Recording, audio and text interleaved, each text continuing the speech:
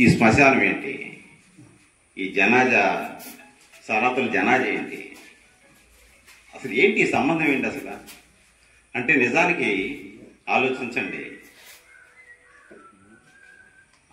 ఆవిడ నాకు ఒక సంవత్సరం క్రితం అనుకుంటాను ఒకసారి ఫోన్ చేసి, కలేష ఇట్లా ఒక ఊరుంది ఒక కొత్త దాంట్లో నాకు దగ్గరలో ఒకటి, అక్కడ ముస్లిమ్స్ అందరూ కూడాను వాళ్ళకి కొన్ని ఇబ్బందులు ఫేస్ చేస్తున్నారు, వాళ్ళ బెరేల్ గ్రౌండ్లో ఉన్నటువంటి ప్రాబ్లమ్స్ నా దృష్టికి తీసుకొచ్చారు, వాటిని నేను కూడా ఆలకించాను, వాటి మీద కాస్త దృష్టి పెట్టాను.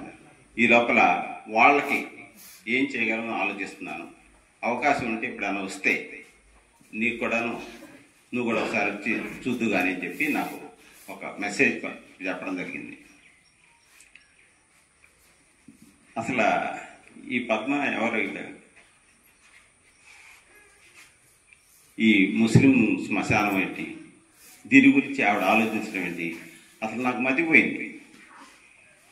ఎంత ముస్లిమ్స్కి అంటే మేము విమర్శించుకోవడం అని కాదు, మాకు వక్ఫ్ బోర్డులు ఉంటాయి, లేకపోతే మా జమాతులు ఉంటాయి, వీటి ద్వారా ఏదో సంక్షేమ కార్యక్రమాలు చేస్తూ ఉంటాం.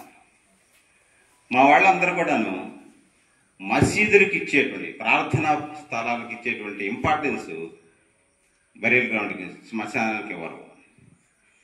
మా ఎన్ని ఊళ్ళలో నేను చూశాను కదా, ఎన్నిసార్లు ఎన్ని ఊళ్ళలో నేను విజయవాడలో ఎన్ని శ్మశానాలు చూశాను, ఎక్కడ కూడాను నాకు తెలిసి ఇది ఫస్ట్ జనాజా సోమకల్ జనాజా ప్లేస్ నేను సందర్శించినటువంటి ప్లేస్. విజయవాడ మొత్తం ఎక్కడ లేదు పద్మ. అసలు విజయవాడ ఎంత మహానగరం, పెద్ద పెద్ద బరీల్ గ్రౌండ్స్ ఉన్నాయి, కానీ ఎక్కడ కూడా ఇలా ఒక ఆశ్రమం ఇచ్చి ఒక రెస్పెక్టబుల్గా మనిషిని పంపించడానికి మనిషి చివరి క్షణాల్లో ఒక మనిషిని చాలా గొప్పగా అంతిమయాత్ర చేయడానికి, అంటే దీన్ని మేము లాస్ట్ ఫ్యూనరల్ ప్రేయర్ ప్లేస్ అనమాట. ఇది దాన్ని చాలా పవిత్రంగా చూస్తాం, కానీ ఇంత ప్రాంగణం అసలు నేను ఊహించలేదు. నేను ఏదో జనాదనం అంటే ఏదో కొంచెం ఒక 10 అడుగులు 12 అడుగులు అలా ఉంటుందేమో అనుకున్నా. ఇంత పెద్ద ప్రాంగణాన్ని ఏర్పాటు చేసి వీళ్ళకి ఈ చిన్న గ్రామానికి ఎంత గొప్ప మేలు చేస్తున్నావు, నేను అభినందించకుండా లేకపోతున్నాను. అంటే ఇది కదండి మానవత్వం అంటే. మానవత్వం అంటే ఏంటి? ఇది కదా, మతాలకు అతీతంగా, కులాలకు అతీతంగా,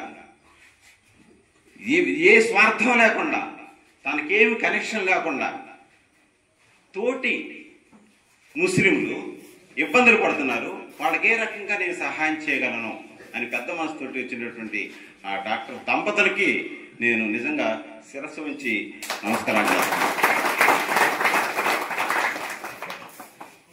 ఇలాంటి గొప్ప సందర్భం ఈ ఊరికి అది చెప్పినప్పుడు నేను ఈ విషయాన్ని మా మిస్సెస్ తోటి షేర్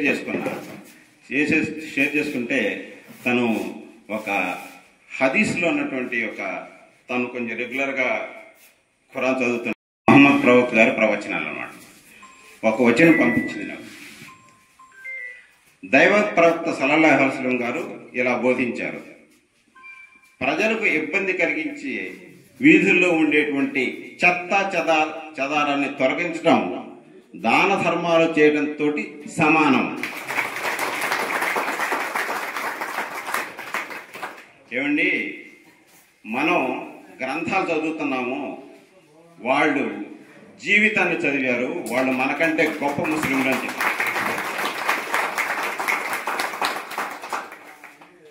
అలాంటి ముస్లిం అంటే నమాజులు చేయటం, ఆచరణలు చేయటం ఇదే కాదు, మానవత్వంతో ఒక గొప్ప వ్యక్తిగా బ్రతకడం అనేది ముస్లిం యొక్క ధర్మం అనేది నేను కూడా తెలుసుకొని, వీళ్ళందరూ కూడా గొప్ప ముస్లింలు, మామూలు మనుషులు కాదు, ఆచరణలో ముస్లింలు. కాబట్టి వాళ్ళందరూ కూడా మనందరి తరఫున, ముస్లిమ్స్ అందరి తరఫున కూడాను ధన్యవాదాలు తెలియజేసుకుంటూ, ఈ ఊరికి నా వంతుగా నేను 1,00,000 రూపాయలు డాక్టర్ గారికి పంపిస్తాను. దాన్ని వారు ఏ విధంగా వాడగలిగితే ఆ విధంగా వాడతారు. Thank you very much.